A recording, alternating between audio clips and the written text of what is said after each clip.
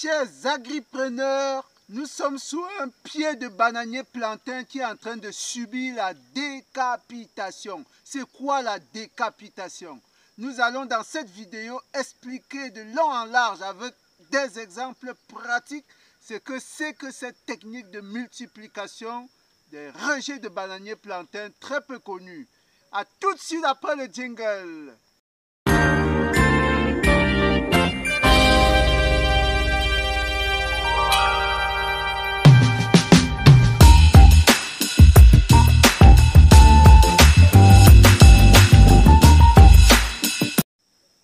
Une fois de plus, chers agripreneurs, bienvenue à la ferme intégrée de Ngoumou. Ici, nous parlons de l'agriculture, de l'élevage, des conseils. Nous donnons des astuces pour tous ceux qui veulent entreprendre des projets, des avis motivés qui puissent vous permettre d'améliorer vos rendements. Aujourd'hui, nous parlons justement du bananier plantain. Et vous savez que le bananier plantain est une culture très pratiquée en Afrique et dans le monde, et elle permet d'avoir des rendements intéressants. Mais le gros problème qui se pose souvent, c'est celui des rejets. Comment avoir des rejets de qualité en quantité suffisante pour lancer son projet? Aujourd'hui, nous allons voir dans une méthode qui n'est pas très connue, mais qui est très intéressante, parce que les gens connaissent davantage la méthode PIF. La méthode PIF qui est la méthode des plants issus de fragments de tiges. Vous prenez un rejet, vous le dépouillez, vous le mettez dans des conditions particulières et elle vous sort, n'est-ce pas? Il vous sort, ce rejet vous sort des plants comme ça. C'est ça qu'on appelle méthode PIF, n'est-ce pas? N'est-ce pas? Lorsque la méthode PIF vous sort des rejets comme ça, n'est-ce pas? Après à peu près 3 à 4 mois, cette méthode est la plus connue et la plus avantageuse en termes, n'est-ce pas, de quantité à produire. Mais aujourd'hui, nous allons vous montrer une méthode qui, contrairement à la méthode PIF, se réalise sur le site. C'est une méthode in situ. Parce que la méthode PIF est une méthode ex situ, c'est-à-dire vous pouvez travailler vos rejets en dehors du site, maintenant transporter les rejets comme ça, n'est-ce pas, aller les planter. Alors, dans la méthode décapitation, l'avantage, c'est que ça se fait sur le site, ce qui fait qu'elle peut vous éviter des moyens de transport. Alors, comment nous allons réaliser cette vidéo d'aujourd'hui? En 3 étapes. Premièrement, nous allons expliquer ce que c'est que la décapitation. En deuxième lieu, nous allons dire pourquoi faire la décapitation. Et en troisième lieu, nous passons à une séance pratique. Alors, on y va tout de suite. C'est quoi la décapitation? La décapitation, c'est simplement une technique de multiplication des rejets qui consiste à faire quoi? Elle consiste à freiner, voilà une tige de bananier plantain. La décapitation consiste à freiner l'évolution de la tige mère que vous voyez là pour favoriser donc l'émergence des bourgeons à côté, des bourgeons latéraux. Ce sont ces bourgeons latéraux-là qui vont former des nouveaux rejets. Donc voilà simplement ce que c'est que la décapitation. Donc nous allons vous dire en second lieu maintenant à quoi ça sert la décapitation. Pourquoi pratiquer la décapitation par rapport à d'autres méthodes? Alors dans un premier temps, la décapitation, comme je le disais tout à l'heure, est une méthode in situ. Donc l'avantage, c'est que vous avez vos rejets sur le site même. Elle se pratique sur le site, donc vous n'avez plus à transporter pour aller ailleurs. Deuxièmement, vous avez par exemple une vieille bananeraie qui va déjà à l'abandon et vous ne savez pas quoi faire des vieilles tiges qui restent. Vous pouvez donc, dans ce cas-là, utiliser ces vieilles tiges-là, pratiquer la décapitation dessus pour avoir de nouveaux rejets afin d'aller justement les transplanter ailleurs. Donc ça permet de récupérer une vieille bananeraie.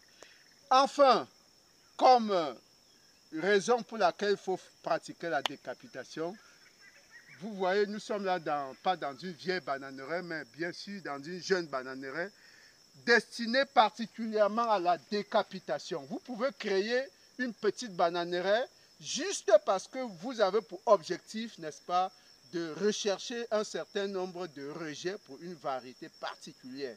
Vous créez un petit champ de 1000, de 500, de 1000, de 2000 mètres carrés. Vous y mettez des plantains juste pour récolter des rejets. C'est ce qui se passe ici. Nous avons à peu près 1000 bananiers ici sur cet espace. Vous voyez que la densité est énorme, mais l'objectif, ce n'est pas d'abord le plantain ici, c'est les rejets.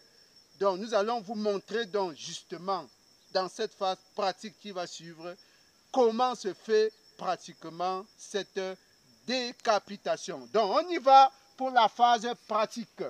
Alors, la décapitation, il y a deux façons de faire la décapitation. Nous avons deux façons de faire la décapitation. Il y a ce qu'on appelle décapitation totale et il y a ce qu'on appelle fausse décapitation. En français, décapiter, c'est tuer, c'est détruire. Donc, en fait, on fait une destruction pour que la vie puisse renaître.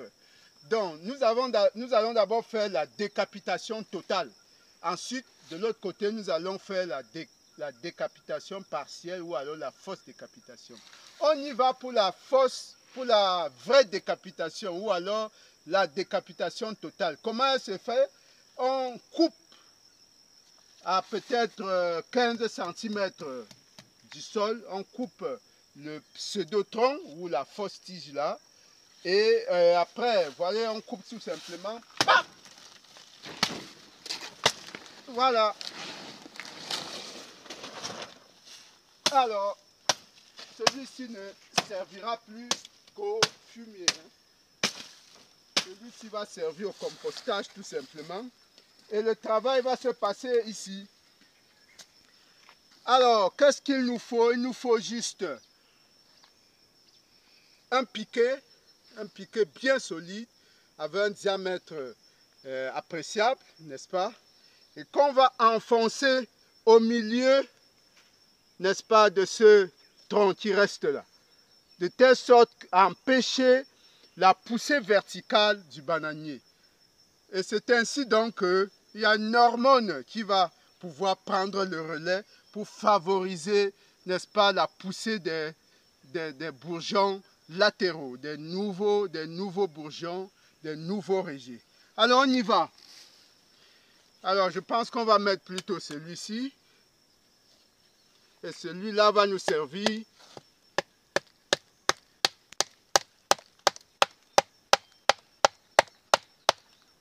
Voilà. C'est terminé. Nous allons revenir ici, n'est-ce pas, à peu près un mois après, pour voir comment les nouveaux bourgeons sont en train de se développer, n'est-ce pas? Alors ça, c'est ce qu'on appelle donc la décapitation totale. Vous voyez qu'on a éliminé complètement la partie aérienne. Alors, l'avantage de la fausse décapitation que nous allons faire tout de suite, c'est que on conserve la tige. Ça veut dire que les feuilles continuent à réaliser la photosynthèse pour nourrir les nouveaux rejets qui vont sortir.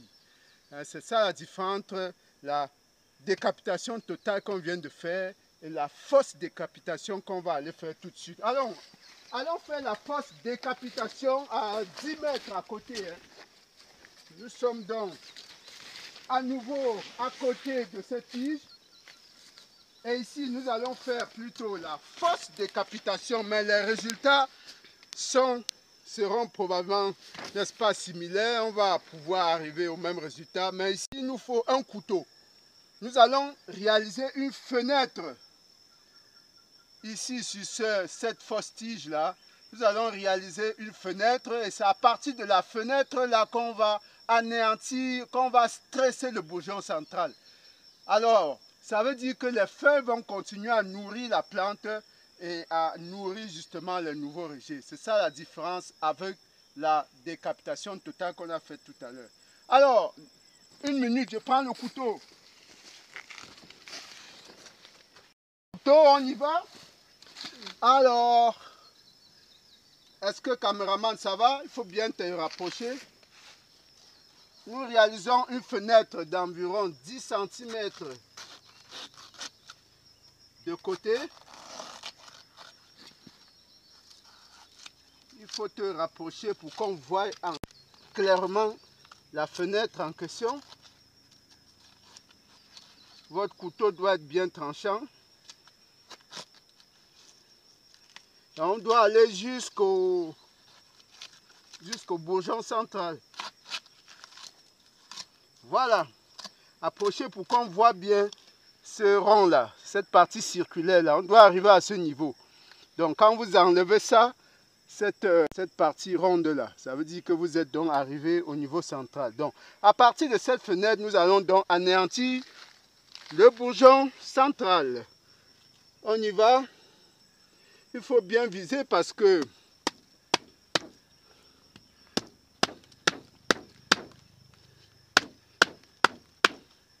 voilà. Là, le bourgeon central ne va plus monter.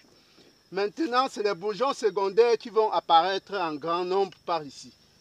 Voilà la première étape de travail. Mais attention, vous savez qu'il y a l'instinct de survie. Quand vous menacez une plante comme ça, elle cherche à survivre. C'est pourquoi nous allons aller voir à côté la deuxième opération qui est une opération de surveillance. Vous devez passer même 2 semaines après, vérifier que le bourgeon central n'est pas en train de chercher, n'est-ce pas, à ressortir par le côté. Allons voir à côté, allons voir tout de suite. Il y a...